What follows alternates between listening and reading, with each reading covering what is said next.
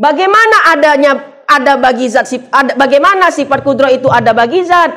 Jangan dipikir-pikir. Ya, wallah cukup tutup. Wallahu a'lam bishawab. Jangan diikutin ya. Jadi jelas sifat-sifat Allah seperti sifat ma'ani tadi berdiri pada zat. Sifat kudrah ada bagi zat. Tapi tidak diketahui bagaimana hakikat adanya bagi zat itu. Maka sifat kudrah tidak di depan zat, tidak di belakang zat, tidak di kanan zat, tidak di kiri zat, tidak di atas zat, tidak di bawah zat, juga tidak berbaur atau menyatu dengan zat. Ya, kenapa kalau begitu? Terliputilah ia akan arah sesuatu. Yang mana terliputi arah itu adalah sifat baharu. Jadi baik zat, baik sifat, baik asma, dia bebas dari segala baharu. Nah, itu dia kajian tauhidnya seperti itu. Nah, jadi jelas bahwasanya dia ada bagi zat, tapi bagaimana hakikatnya bagi zat, wallahu a'lam bishawab. Bisa ibu-ibu kan ya?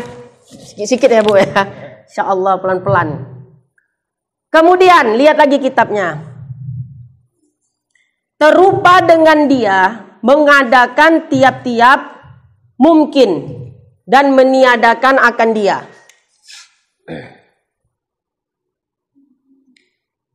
Terupa dengan dia mengadakan tiap-tiap mungkin dan mentiadakan akan dia.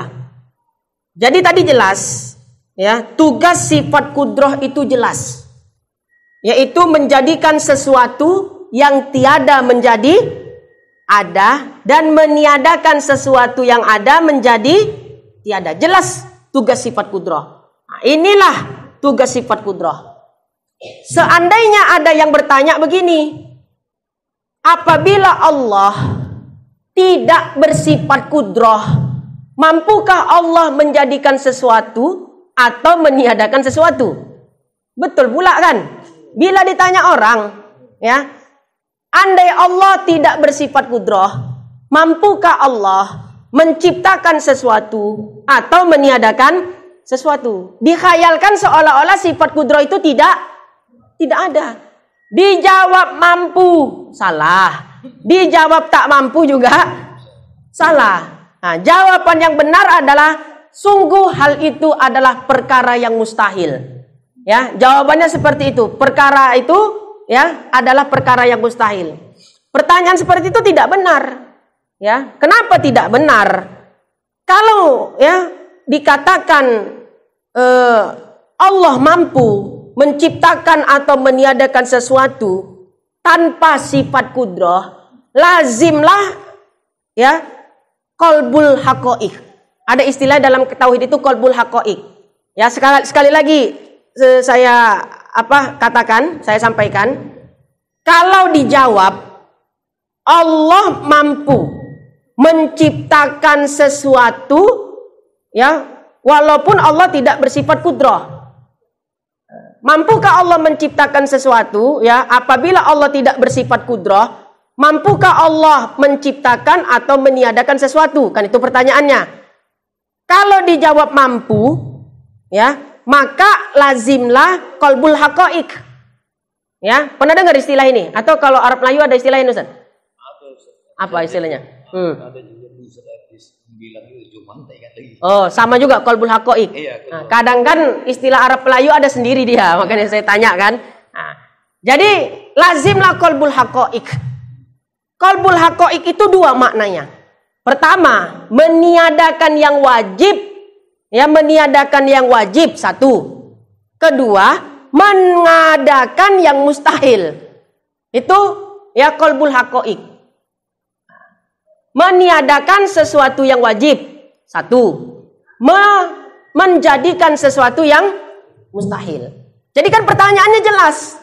Kalaulah Allah tidak bersifat kudrah, padahal Allah bersifat kudrah itu wajib. Ketika dikatakan Allah tidak bersifat kudrah, dia berarti mentiadakan sesuatu yang wajib. Maka termasuklah dia qalbul haqaiq. Qalbul haqaiq itu hukumnya muhal, mustahil. Jadi kalau ditanya mampu enggak Ustadz Allah, seandainya Allah tidak punya sifat kudrah, bisa nggak Ustadz Allah menjadikan sesuatu atau meniadakan sesuatu? Maka jawabannya, ya, hal itu adalah mustahil.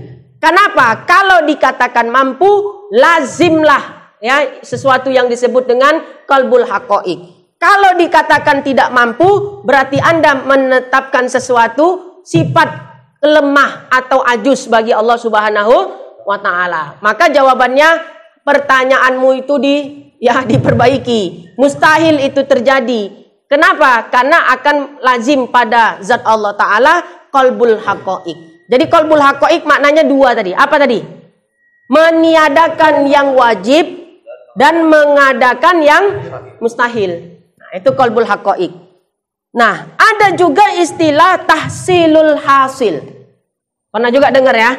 Nah, ini kalau kita membahas sifat kudrah, itu ada istilah dua itu. Qalbul haqaiq atau tahsilul hasil. Nah, tahsilul hasil itu mengadakan sesuatu yang maujud, yang udah ada.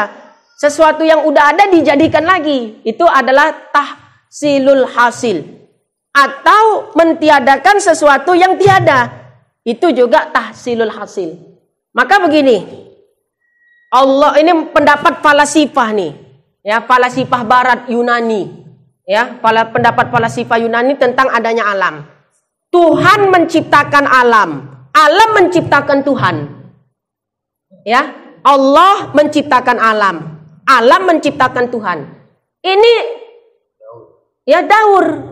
Dan ini adalah iktikad yang digaung-gaungkan falasifah Yunani. Dan umat Islam pada masa itu banyak yang terpengaruh dengan paham daur ini. Muncullah Imam Ghazali. Jadi Imam Ghazali itu membersihkan filsafat-filsafat yang bertentangan dengan akidah Islam. Salah satunya itu. Jadi kalau orang Wahabi menghina-hina Imam Ghazali, ya, aneh saya rasa. Ya, orang itu benci betul sama Imam Ghazali. Sampai nyebut nama Imam Ghazali itu nggak pakai imam. Ya, kalau kamu punya kitab si Ghazali, gitu katanya. Dikiranya Imam Ghazali itu satu letting sama dia waktu kuliah dulu. Ya, jadi manggilnya si Ghazali. Ya, naudzubillah, nggak punya adab sama ulama. Ya, jadi aneh kalau ada orang merendahkan atau memandang sebelah mata Imam Ghazali, tanda dia orang yang tidak kenal siapa itu Imam Ghazali. Ya, jasa Imam Ghazali itu luar biasa, sampai gelarnya aja Hujjatul Islam. Ya, Imam Ghazali buat kitab Ihya itu hadis-hadisnya dikatakan di situ oleh Imam Az-Zabidi. Setiap kali hendak memasukkan sebuah hadis di kitab itu, ya, beliau selalu mimpi Rasul. Ya, ditanya langsung sama Nabi, ya Rasul, memang ada nggak hadis seperti itu? Ada, kata Nabi. Ya, udah dimasukkan ke dalam kitab Ihya. Ya, suka-suka Imam Ghazali kalau mau mimpi ketemu Nabi. Awak udah wudu, udah wirid ini itu, kepengen ketemu Nabi, yang datang di mimpi setan juga kan gitu kan. Jadi nggak level-level Imam Ghazali kita ini. Jadi sangat aneh dan lucu kalau ada orang yang merendahkan atau memandang sebelah mata Imam Ghazali. Nggak kenal dia siapa Imam Ghazali. Iri dia, ya, iri. Ulamanya nggak ada yang kayak Imam Ghazali. Cari ada ulama yang Wahabi yang kayak Imam Ghazali ada apa enggak? Nggak ada, ya, nggak ada. Ulama mereka yang jadi wali pun nggak ada. Apa tadi pembahasan kita? Daur tadi ya. Daur. Jadi Allah menciptakan alam. Alam menciptakan Allah. Daur. Kan mustahil itu. Allah menciptakan alam berarti Allahnya sudah ada belum? Sudah ada. Kemudian dikatakan alam menciptakan Allah. Mana mungkin menjadikan sesuatu yang sudah ada? Maka lazimlah tahsilul hasil. Makanya filsafat ya, yang seperti itu dibantah mentah-mentah oleh Imam Al-Ghazali, ya. Apa kitab Imam Ghazali yang paling terkenal itu? Futuhatul Falasifah apa-apa itu. Nah, baik. Seperti itu. Boleh lihat lagi kitabnya. Dan arti mungkin itu yang patut ada dan tiada. Agaknya kurang itu. Ya. Yang patut tiada gitu aja.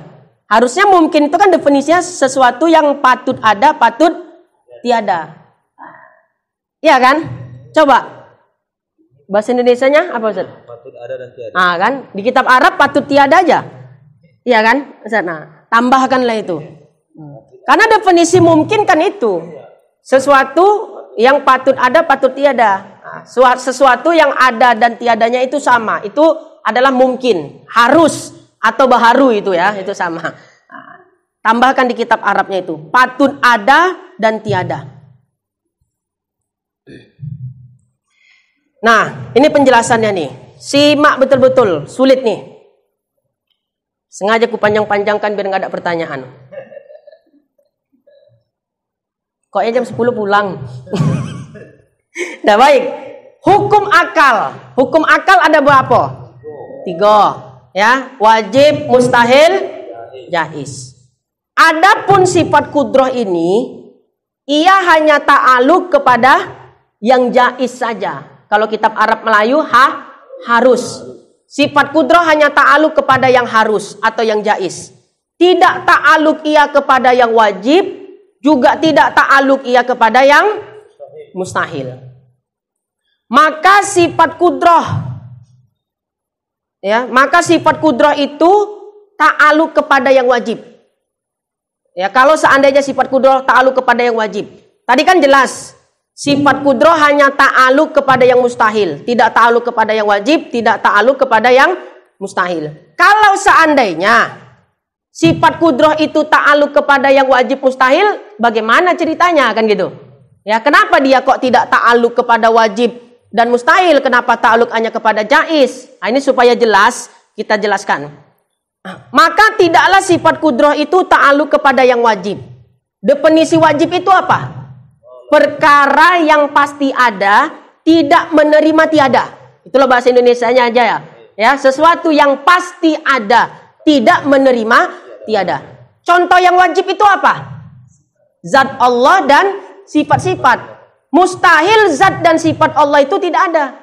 Kalau seandainya mustahil zat dan sifat itu tidak ada. Nggak mungkin Tuhan itu nggak ada, kan gitu ya? Mustahil. Jadi definisi wajib itu sesuatu yang pasti ada, tidak mungkin tiada. Contoh wajib itu apa? Zat dan sifat-sifat Allah. Kemudian sifat kudrah itu tadi kan kaitannya dengan ijad dan i'dam. Ijad itu menciptakan atau menjadikan, i'dam itu atau meniadakan. Nah, jadi dua ini diingat, dipahami. Bahwasanya wajib itu definisinya sesuatu yang pasti ada, tidak mungkin tiada, tidak menerima tiada. Contoh yang wajib adalah zat dan sifat-sifat Allah. Ini wajib ada. Kemudian sifat kudrah itu berhubung ia dengan ijad dan i'dam, menjadikan atau meniadakan. Maka seandainya sifat kudrah ta'aluk ia kepada yang wajib, seandainya, padahal sifat kudrah itu nggak akan mungkin ta'aluk kepada yang wajib. Tapi kalau orang ngeyel ini kadang nanya, kenapa pula Allah tidak bersifat berta'aluk ia kepada sifat kudrah, tidak ta'aluk kepada yang wajib? Kenapa rupanya, kata dia kan? Maka kita jelaskan, kalau seandainya sifat kudrah ta'aluk kepada yang wajib dalam hal ijad, kan ada dua tadi, ijad dan i'dam. Seandainya sifat kudrah ta'aluk kepada yang wajib dalam hal menjadikan, yaitu ijad, ya, maka begini pemahamannya, akan terjadilah tahsilul hasil juga. Kenapa? Zat Allah itu kan sudah ada. Kemudian, ya, seandainya tadi, ini yang saya katakan membahasakan itu sulit. Seandainya sifat kudrah ta'aluk ia kepada yang wajib, ya, yang wajib tadi itu apa? Zat dan sifat. Dalam hal menjadikan. Karena kan dua tadi kudrah, ijad dan i'dam, dalam hal menjadikan. Nah, zat Allah dan sifat-sifatnya itu wajib ada. Itu yang disebut wajib tadi. Dan mewujudkan atau menjadikan sesuatu yang sudah ada itu mustahil. Ngerti kan?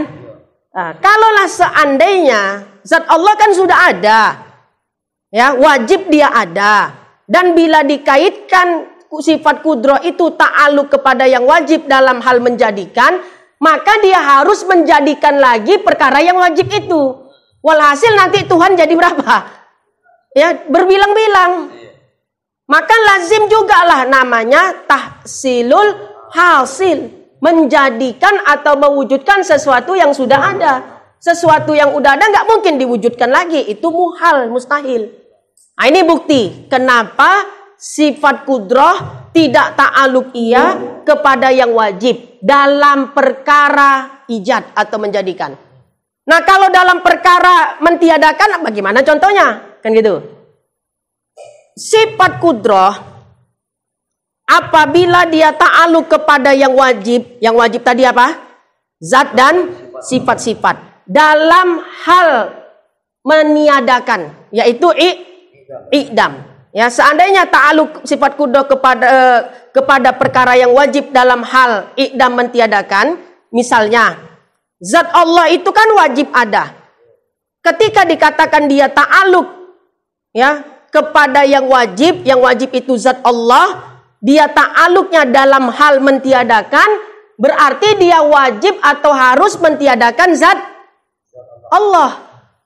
Ngerti kan? Berarti zat Allah nanti akan tiada. Mustahil tidak meniadakan sesuatu yang wajib. Maka masuklah dia kepada qalbul haqaiq. Nah, jadi kesimpulannya, sifat kudrah seandainya dia ta'aluk kepada yang wajib dalam hal ijad, menjadikan, itu mustahil. Kenapa? Lazimlah tahsilul hasil. Kenapa? Zat Allah sudah ada. Ya. Sementara dia ta'aluk kepada menjadikan, harus menjadikan lagi. Berarti zat Allah nanti berbilang-bilang. Menjadikan sesuatu yang sudah ada itu mustahil. Kenapa mustahil? Karena lazim tahsilul hasil. Ketika dikatakan sifat kudrah apabila ta'aluk kepada yang wajib tadi zat dan sifat dalam hal i'dam, maka dapat dipaham sesuatu yang wajib adanya karena dia ta'aluk kepada i'dam, mau tidak mau yang wajib itu harus ditiadakan. Zat Allah harus ditiadakan, maka itu juga mustahil. Kenapa? Lazimlah qalbul haqaiq. Karena qalbul haqaiq itu maknanya apa tadi? Meniadakan yang wajib. Tahsilul hasil mengadakan sesuatu yang sudah ada, meniadakan sesuatu yang tiada, mustahil. Nah, jadi jelas bahwa sifat kudrah tidak akan pernah ta'aluk kepada yang wajib, baik dalam hal ijad ataupun dalam hal i'dam. Kenapa? Lazimlah padanya nanti tahsilul hasil maupun qalbul haqaiq. Yang mana tahsilul hasil dan qalbul haqaiq ini muhal, mustahil. Jelas tuh kan? Nah, sodop nih. Dikit lagi biar makin poneng. Jadi tahu pertanyaan. Karena kalau nanggung ini nggak enak rasanya, ya kan? Ya. Nah, kedua, sifat kudrah tidak ta'aluk kepada yang mustahil. Tadi udah dijelaskan kenapa sifat kudrah tidak ta'aluk kepada yang wajib, jelas sebabnya. Yang kedua, sifat kudrah tidak ta'aluk kepada yang mustahil. Contohnya pertanyaannya, mampukah Allah Ta'ala menciptakan anak dan istri baginya? Itu kan sekutu kan? Sekutu itu mustahil. Maka jawabnya, ini adalah perkara yang mustahil. Yang menciptakan Allah akan anak dan istri baginya, ini adalah perkara yang mustahil. Sifat kudrah tidak ta'aluk ia kepada yang mustahil. Ya, kenapa? Sekutu bagi Allah itu mustahil. Anak dan istri itu kan termasuk sekutu. Sekutu itu mustahil bagi Allah Ta'ala. Kalau dijawab mampu, ya, kenapa harus sifat kudrah itu nggak boleh ta'aluk kepada yang mustahil? Itulah contohnya tadi. Ya, mampu nggak Allah menciptakan anak dan istri baginya? Kalau kita jawab mampu, ya, itu salah, tak benar. Kenapa? Lazim juga qalbul haqaiq. Karena definisi qalbul haqaiq tadi meniadakan yang wajib dan menjadikan yang mustahil. Padahal sekutu bagi Allah selama-lamanya mustahil. Jadi ketika dikatakan Allah mampu menciptakan anak dan istri baginya, berarti ya lazim di situ qalbul haqaiq, yaitu menjadikan yang mustahil. Maka itu mustahil juga. Jadi dijawab mampu salah. Kalau dijawab tak mampu juga salah. Kenapa demikian? Karena kita menetapkan sifat ajuz, sifat lemah bagi Allah Subhanahu wa ta'ala. Jadi jawaban yang benar, mampu enggak Allah menciptakan anak dan istri baginya? Jawabannya ini mustahil. Ya, perkara yang kau tanyakan itu mustahil. Kenapa demikian? Karena sifat kudrah tidak ta'aluk dia kepada yang mustahil. Dia hanya ta'aluk kepada yang jaiz. Nah, kemudian sifat kudrah tidak ta'aluk kepada yang wajib, juga tidak ta'aluk kepada yang mustahil. Kenapa demikian? Ini alasan yang lain, lebih ilmiahnya. Karena wajib dan mustahil tidak menerima perubahan. Yang menerima perubahan hanya perkara yang baharu, atau perkara yang mungkin, atau yang harus, atau yang jaiz. Ya, nah, sama lah itu. Mana ondak kita yang penting paham. Ya, kenapa sifat kudrah tidak ta'aluk kepada yang wajib dan mustahil? Sebab yang menerima perubahan hanyalah ya perkara yang jaiz saja. Wajib dan mustahil tidak menerima perubahan. Contohnya, yang wajib selama-lamanya akan ada. Seperti zat dan sifat Allah. Wajib tidak? Wajib dan selama-lamanya akan ada. Bila dapat berubah dari ada menjadi tiada, berarti bukan wajib namanya. Berarti baharu. Nah, bertukar hakikat, kata Ustadz Isa. Ya, wajib menjadi mungkin. Kedua, sesuatu yang mustahil selama-lamanya tidak akan pernah ada. Seperti sekutu bagi Allah.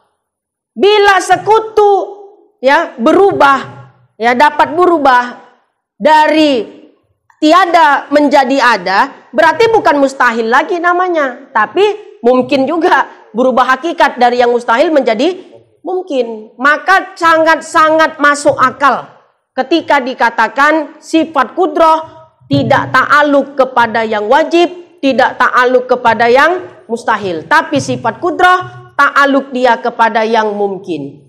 Terakhir aja saya bilang. Kalau ada yang ngotot, ya, bertanya, kenapa kudrah tidak ta'aluk kepada yang wajib dan mustahil? Udah dijelaskan sedetail itu tadi, ngotot juga. Dia berharap betul lah dia sifat kudrah itu kita katakan ta'aluk kepada wajib dan mustahil. Nah, jadi dia ngotot, kenapa kudrah tidak ta'aluk kepada yang wajib dan mustahil? Jawab aja dengan permisalan seperti ini. Si A punya kampak. Kampak tahu? Si B punya pisau silet. Si A menggunakan kampak itu untuk mencukur janggut. Ya, si B punya pisau silet untuk ya memotong batang kelapa. Kemudian mereka berdua berkatalah si A yang punya kampak menggunakannya untuk mencukur jenggot tadi. Dia katakan tumpul betul ya kampak ini. Ya, kemudian si B berkata juga yang punya pisau tak silet tadi untuk nebang apa pohon kelapa. Tumpul betul pisau silet nih. Ketahuilah bahwasanya bukan kampak dan pisau silet itu yang tumpul, otak orang tuh yang tumpul. Ya, otaknya yang tumpul. Kenapa demikian? Sebab kampak itu ta'aluknya kepada batang kelapa. Silet itu ta'aluknya kepada jenggot. Kampak digunakan untuk nyukur jenggot, ya tumpul. Pisau silet untuk menebang pohon kelapa. Dibilangnya pula lah, ya kampak itu tumpul, pisau silet itu tumpul. Otak mereka tuh yang kumpul. Jadi kalau orang ngotot kali ingin mengatakan sifat kudrah itu mesti ta'aluk kepada yang wajib dan mesti ta'aluk kepada yang mustahil, bilang otak kau udah tumpul.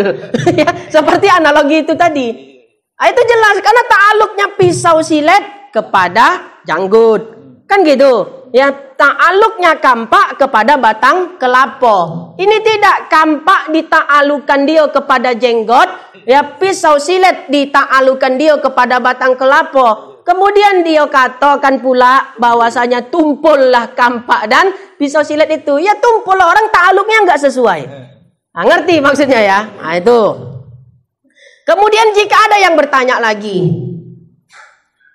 ya, sifat kudrah ta'aluk kepada yang jaiz. Sifat kudrah tidak ta'aluk kepada wajib, tidak ta'aluk kepada mustahil. Kenapa Allah tunduk dengan peraturan seperti itu? Padahal Allah Maha Kuasa.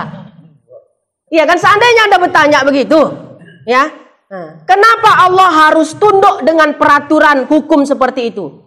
Jawab, rumus di atas itu, ya rumus tadi yang kita sebut, sifat kudrah tidak ta'aluk kepada yang wajib, tidak ta'aluk kepada yang mustahil, sifat kudrah hanya ta'aluk kepada yang jaiz. Rumus seperti itu memang sudah demikian adanya.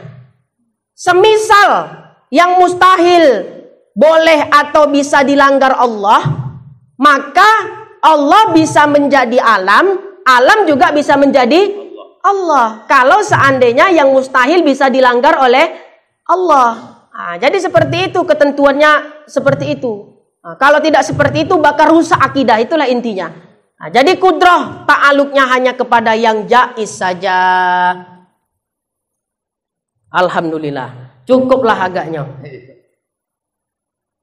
Mau menjelaskan nanti insya Allah minggu depan. Tadi kan kita katakan sifat kudrah adanya kita ini adalah taksir, bekas dari sifat kudrah. Tapi ini secara majazi saja. Karena hakikat taksir itu bagi zat, bukan bagi sifat. Penjelasannya seperti apa? Tunggulah bulan yang akan datang, bulan Muko. Ya, mudah-mudahan kita sehat semua, mengaji kita balik insyaallah. Dah, baik, saya cukupkan sampai di situ. Wallahu a'lam bishawab.